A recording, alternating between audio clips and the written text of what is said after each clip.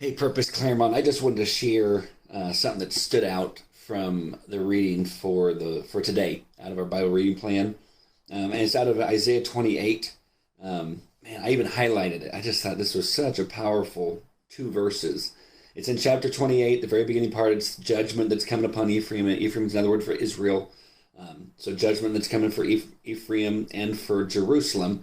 But you get down to verse 5, and it was so good, especially when you get to verse 6. But here we go.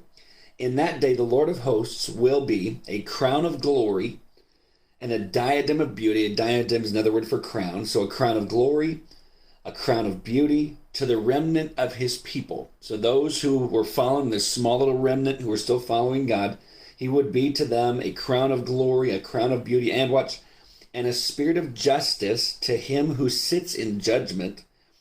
Now watch, and strength to those who turn back the battle at the gate. Now here's the thing. That last phrase, I put a star next to it, and strength to those who turn back the battle at the gate. We as Christians, we have to remember that we're in a battle. And I think the part I love about that, it's like, I'm not in the fight by myself. And so it could be a spiritual thing, like we want to get the mission out, we want to get the message out, we want to live the mission.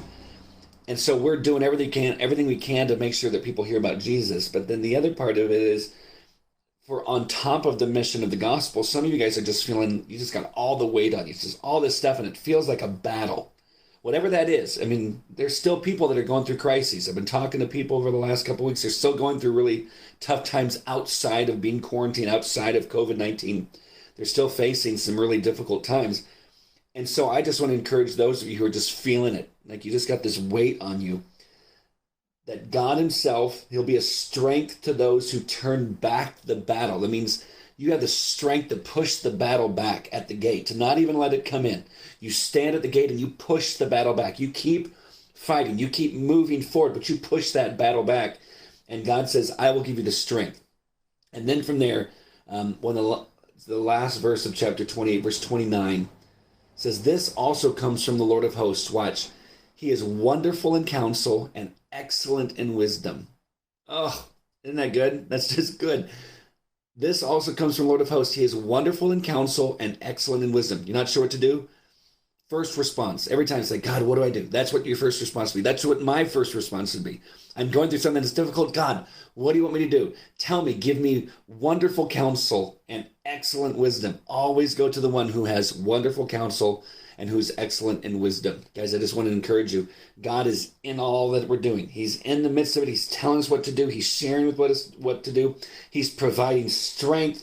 He's the spirit of justice. It's like, oh, okay, so God, you're involved in all of this.